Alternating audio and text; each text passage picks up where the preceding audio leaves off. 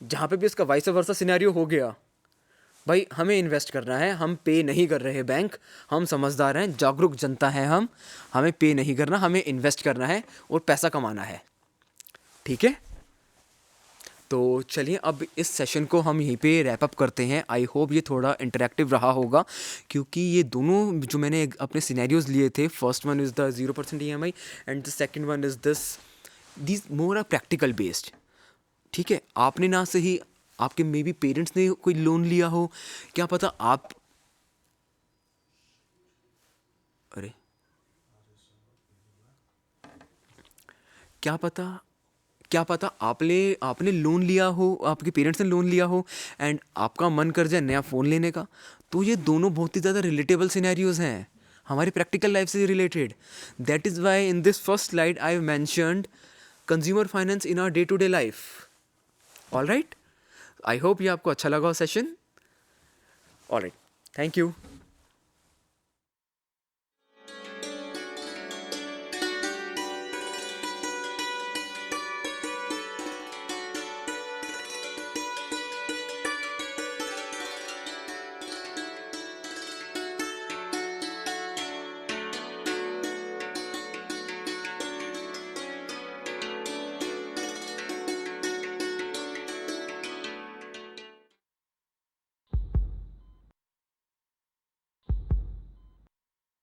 Critical है but we are trying. ये सब हुआ कैसे? एक फोन आया था राजेश के पास। उसने कहा कि उनकी 1 करोड़ की लॉटरी निकली है और उसके लिए उसने बैंक डिटेल्स मांगी। राजेश ने सारी डिटेल्स दे दी। 1 घंटे के अंदर ही उनके बैंक अकाउंट से सारा पैसा साफ हो गया और वो यहाँ आ गए। हार्ट अटैक आया है। देखा आपने, आपकी जरा सी असावधानी क्या कर सकती है। डिजिटल फ्रॉड करने वालों से सावधान रहें। अपनी बैंक डिटेल्स, अपना डेबिट या credit card number, expiry date, CVV, OTP, pin कभी किसी को ना बताएं। सावधान रहें, समझदार बने। IEPF अथॉरिटी द्वारा जनहित में जारी। हाँ जी सुरेश जी, रिटायरमेंट के बाद जो प्रोविडेंट फंड आएगा उसका क्या करेंगे? कुछ खास प्लान नहीं है, पड़ा रहेगा बैंक में, ब्याज आता रहेगा और क्या। सुरेश जी, बैंक से कितना ब्याज आएगा? एक नई स्कीम बताता हूँ, उसमें पैसे लगा दो, साल भर में दुगने बल्कि चौगुना हो जाएगा। हाँ, बस कुछ नए मेंबर्स बनाने। नहीं सुरेश जी, इन सब फालतू चक्करों में मत पड़िए कि नए मेंबर बनाना, रातों रात करोड़पति बनाना, ऐसे सपने दिखाने वाली स्कीम से बचकर रहें। आप लालच में आकर नहीं, समझदारी से निवेश करें। नए मेंबर बनाओ, वर्ल्ड टूर पे जाओ, कमीशन पाओ या उपहार घर ले जाओ। ऐसे सपने दिखाने वाली स्कीम से बचकर रहें। ऐसी स्कीम्स धोखा हो सकती हैं। IEPF अथॉरिटी, कॉर्पोरेट कार्य मंत्रालय द्वारा जनहित में जारी।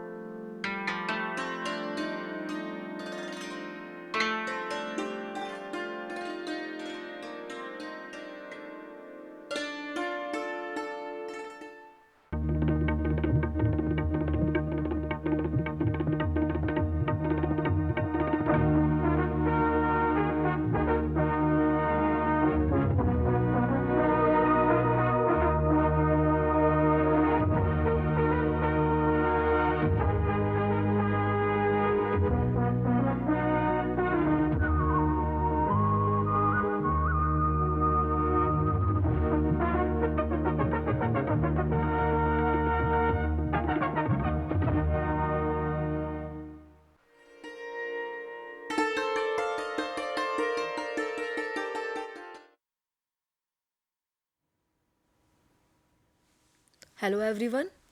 Today I am presenting my topic, which is individual taxation and return filing. I'll explain you how to file your income tax return on income tax portal, that is online. Nowadays everything is very easy, which is accessible on online. हम return कैसे file करें, कब file करें, कहाँ file करें, हमें सारी information online internet पे इनकम टैक्स पोर्टल से ही, ई फाइलिंग पोर्टल से ही पता चल जाती है. बट बिफोर दैट मैं आपको थोड़ा एक्सप्लेन करूँगी इनकम टैक्स क्या होता है, आप खुद से कैसे उसकी असेसमेंट कर सकते हैं, कब फाइल करें और कैसे फाइल करें. चलिए आपको मैं अपनी स्लाइड दिखाती हूँ. Today I will be covering, first I'll explain what is income tax, then I'll explain you what is the previous year and assessment year concept, income heads, computation of income tax deductions, income tax return forms and due date and its penalty, and how to file your return online. Very simple. If I ask anyone what they are getting income from different sources. They are maybe earning income from salaries, they are maybe earning income from capital gain. All they need to just pay tax on that income. We have to pay tax as per Income Tax Act 1961. For that, first I just read the definition, which is Income Tax Act is a tax on total income of a person called SSC. हम जो भी person pay कर रहा है, that is called SSC. Of previous year relevant to assessment year at the rate prescribed in the relevant Finance Act. हम लोगों को बहुत कन्फ्यूजन रहती है कि इनकम टैक्स कब पे करें और कौन सी इनकम पे करें, which is a concept that is concept of previous year and assessment year. Previous year वो ईयर होता है जहाँ पर हम इनकम को अर्न करते हैं, इनकम को कमाते हैं. अगर मैं प्रैक्टिकली बात करूँ, इस साल की 1 अप्रैल 2022 से लेके 31 मार्च 2023 तक वो साल है जब मैं इनकम अर्न कर रही हूँ. मैं एम्प्लॉयड हूँ, मैं सैलरी अर्न कर रही हूँ, मैंने अपना पैसा इन्वेस्ट किया हुआ है, मैं वहाँ से डिविडेंड कमा रही हूँ या मैं इंटरेस्ट कमा रही हूँ. वो पैसा मैं इस साल में दैट इज़ 22-23 में कमा रही हूँ. उस इंटरेस्ट, उस टैक्स इनकम पे मुझे टैक्स कब पे करना है, वो मुझे पे इस साल तो नहीं कर सकती मैं, तो मुझे उसको नेक्स्ट ईयर में, that is called assessment year, the income in which the income is being, the year in which income is being taxed, उस साल में मैं उसे पे करूँगी. अब उसकी डेट्स होती हैं, ड्यू डेट्स होती हैं, वो हम आगे पढ़ेंगे. हमारी इनकम टोटल 5 हेड्स में काउंट होती है. सबसे पहले मैं एक्सप्लेन करूँगी 5 हेड्स क्या होते हैं. वो सैलरीज, जहाँ से हमें सैलरी मिलती है, जिस सोर्स से, वो हम अपनी एक पार्ट हमारा इनकम का होता है. दूसरा हमारा पार्ट होता है हाउस प्रॉपर्टी. हाउस प्रॉपर्टी से आपको इनकम कैसे आ सकती है, आपके पास कोई हाउस हो जिसको आपने रेंट पे दिया हुआ, उससे आपको रेंटल इनकम आती है. उस रेंटल इनकम पे आपको कुछ डिडक्शंस मिलती है, कुछ इंटरेस्ट की डिडक्शंस मिलती है, उससे आपकी वो इनकम कंप्यूटेशन में ऐड ऑन होती है. Then there is a PGBP income which is profit and gain from business and profession. उस बिजनेस से, किसी भी बिजनेस से आपको प्रॉफिट्स गेन्स जो आते हैं उसको हम टैक्स पे करते हैं. Then there is a capital gain, which is again capital gain. What is capital gain? If I say in short, capital gain, any profit which is arising by selling the asset. Asset में shares हो सकते हैं, jewelries हो सकती है, house property हो सकती है, anything. And then last one is other source. Other source income में बहुत सारी इनकम्स आती हैं, जैसे कि बैंक से आपको, सेविंग बैंक से आपको इंटरेस्ट मिला है, आपके पास एक एफडी थी, आपने एक एफडी इन्वेस्ट की है, उस एफडी पे आपको इंटरेस्ट आ रहा है, आपके पास कुछ नंबर ऑफ शेयर्स हैं, उस शेयर्स पे आपको डिविडेंड इनकम मिलती है. All are coming into this last head, that is other source head. Moving forward, I have to explain the concept how to file the return. So I am taking this example. Supposingly एक person है Mr. Ram, he is employed and he is getting salary of supposingly say 10 lakh rupees, and he has taken home loan. For home loan he is paying EMI of rupees 10,000 rupees per month.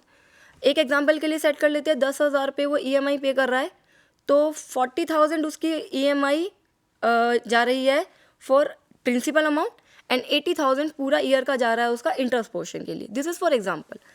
आगे हम जाते हैं तो उसके पास supposingly एक FD है, FD पे he is getting interest. Saving bank में कुछ पैसा पड़ा है, उस पर he is getting saving bank interest and dividend. He has some shares जिस पे उसे कुछ डिविडेंड मिल रहा है. उसके बाद शेयर थे, उसने वो सेल करे, उस पर उसे कैपिटल गेन मिलता है. उसने कुछ पैसा, उस पर सरप्लस था, उसने इन्वेस्ट कर रखा है इन पीपीएफ, मेडिकल इंश्योरेंस इसने ले रखा है, और कुछ डिडक्शंस होती हैं जो हम आगे पढ़ेंगे. फर्स्ट ऑफ ऑल आपको खुद से ही अपने लिए एक एक्सेल में एक कंपटीशन क्रिएट करनी है. उसमें कुछ नहीं करना, आपके पास फॉर्म 16 होता है. फॉर्म 16 आपको जैसे ही मिलता है उस पर आपकी ग्रॉस सैलरी होती है, उसमें डिडक्शंस लिखी होती है। जस्ट रफली आप एक एक्सेल में उसे नोट डाउन कर लीजिए, जिसमें से मैं आपको थोड़ा सा एक्सप्लेन करने के लिए मैंने यहाँ पे कुछ फिगर्स भी लिए। 10 लाख आपकी सैलरी है, उसमें से 50,000 आपको स्ट्रेट फॉरवर्ड स्टैंडर्ड डिडक्शन मिलेगा। आपकी सैलरी से इनकम कितनी आती है? 9,50,000। नेक्स्ट, अगर आपके पास आपका कोई हाउस है जो आपने ऑब्वियस आपने फ्लैट लिया है, उस पर आपका होम लोन चल रहा है, आपने वो रेंट पे दे दिया। अगर वो रेंट पे दिया है तो रेंट पे जैसे ही आप देते हैं, आपको मान लीजिए 20,000 पर मंथ उस पर एक रेंटल इनकम आती है, वो आप ले लेते हैं, तो आपका gross annual value which is your rental income that is 20,000 into 12 months. That is easy. आपने उस फ्लैट के लिए कुछ म्यूनसिपल टैक्सेस पे करे हैं, तो वो वहाँ पे आपको उसकी डिडक्शन मिलती है, तो वो यहाँ से आपके रेंटल इनकम में से रिड्यूस हो जाएगा, which comes to net annual income, net annual value. Then there is a straight forward standard deduction of 30% to this NAV that is net annual value.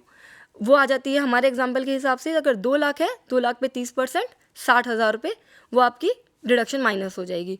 उसके बाद जैसे हमारा एग्जाम्पल था, उसमें हमारे पास 10,000 की EMI थी, साल भर की 1,20,000 हो गई, जिसमें से 40,000 हमारा प्रिंसिपल पे गया एंड 80,000 हमारा टूवर्ड्स इंटरेस्ट पोर्शन गया।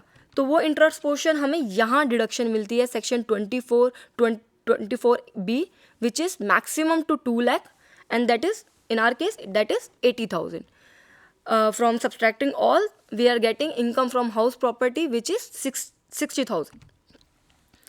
After that I told you Mr. Ram is having shares in ABC company. मान लीजिए उसने 1 लाख के शेयर्स खरीदे थे और उसको सेल करता है वो 80,000 के शेयर्स खरीदे थे, उसको सेल करता है 1 लाख पे। अगर 1 लाख पे वो सेल करता है तो उसे प्रॉफिट होता है 20,000 का, जिस पे उसे टैक्स पे करना पड़ेगा। फिर उसके पास कुछ सेविंग बैंक में इंटरेस्ट था और FD इंटरेस्ट था, डिविडेंड इनकम थी, वो मैं सब सम अप करके सपोजिंगली मान लेते हैं 6,500 आ जाता है। और उसकी ग्रॉस इनकम आ गई है 10,66,500। अब उसने इन्वेस्ट करा, कुछ डिडक्शंस हैं जो हम आगे पढ़ेंगे। उस डिडक्शन में हम मान लेते हैं उसने फुल इन्वेस्टमेंट कर दी है, 1.5 लाख उसने हमारे ATC में डिडक्शन कर दी है। और ATTTA में आपको एक सेक्शन है ATTTA विच एक्सप्लेन यू, जिसमें आपको जो भी आपका सेविंग बैंक का इंटरेस्ट होता है उस पर अगर वो 10,000 तक है तो उस पर आपको उसकी डिडक्शन भी मिलती है। आपको ऐसा नहीं है सेविंग बैंक के इंटरेस्ट पे सारा ही टैक्स करना है, आपको उस पर डिडक्शन भी मिलेगी जो कि 10,000 तक है। और ये सिर्फ उन लोगों के लिए जो बिलो 60 ईयर्स है। अबव 60 ईयर्स के लिए there is another section which is called ATTTB। देन वो रिड्यूस करके हम यहाँ पे ले आते हैं, इसकी नेट इनकम आती है 8,75,500। अब हमें इसे इनकम में फाइल करना है, रिटर्न फाइल करनी है, तो हम रिटर्न फाइल करने के लिए पहले थोड़ा सा डिडक्शंस, ताकि आपको कभी कोई इशू ना आए कि आपको कौन सी डिडक्शन किस सेक्शन में आनी है, ये सब बातें आपको बहुत ज़रूरी होगी जाननी, क्योंकि आपको कहीं पे भी वहाँ पे सारी सेक्शन वाइज डिडक्शंस लिखी हैं, तो आपको थोड़ा बहुत इससे फैमिलियर होना आपके लिए बेनिफिशियल रहेगा। मैं सबसे पहले एक्सप्लेन कर देती हूँ ATC डिडक्शन में आपके पास मैक्सिमम 1,50,000 की डिडक्शन होती है, जो कि आप डिफरेंट पॉइंट्स में डिफरेंट स्कीम्स में आप इन्वेस्ट कर सकते हैं और उससे आपको जो ये ATC की डिडक्शन है वो मिल जाएगी। जैसे आप LIC कराते हैं वो यहाँ पे कवर होता है, एम्प्लॉयज़ का कंट्रीब्यूशन जो जाता है हमारा टूवर्ड्स हमारा एम्प्लॉय प्रोविडेंट फंड वो यहाँ कवर होता है, आप PPF कराते हैं वो यहाँ कवर होता है, नेशनल सेविंग सर्टिफिकेट्स आप लेते हैं वो यहाँ कवर होते हैं, सुकन्या समृद्धि अकाउंट में अगर आप इन्वेस्ट करते हैं तो वो यहाँ कवर होते हैं, टैक्स सेविंग म्यूचुअल फंड्स होते हैं ELSS वो यहाँ कवर होते हैं, सीनियर सिटीजन स्कीम्स यहाँ कवर होती है, FD होती है, बैंक डिपॉजिट होते हैं जो 5 ईयर्स के होते हैं वो यहाँ कवर होते हैं, आपके बच्चे की ट्यूशन फीस है that is also covered, and also the amount which you are paying for your home loan as a principal payment वो भी यहाँ कवर होती है। स्टैम्प ड्यूटी आप कुछ पे करते हैं होम लोन हाउस पे वो भी यहाँ कवर हो जाती है। तो ये कुछ डिडक्शंस हैं। इसके बाद एक डिडक्शन आती है ATCCD एंड ATCCC, वो दोनों ही डिडक्शन हमारी पेंशन फंड्स और अटल पेंशन योजना एंड नेशनल पेंशन स्कीम्स में जाती है। बट द थिंग इज़ कि आपको ये सारी ही deduction like ATC, ATCCC, ATCCD, ये सारी ही डिडक्शन मिला के सिर्फ 1.5 लाख का ही अमाउंट मिलता है, उससे ज़्यादा अमाउंट आपको इसमें अवेल नहीं हो पाता। लास्ट 2 ईयर से बहुत र्यूमर्स आ रहे हैं कि ये 1.5 लाख से 2.5 लाख तक कर दिया जाएगा, बट अभी तक ऐसा बजट में कुछ सेंक्शन नहीं हुआ, तो अभी ये 1.5 लाख ही है।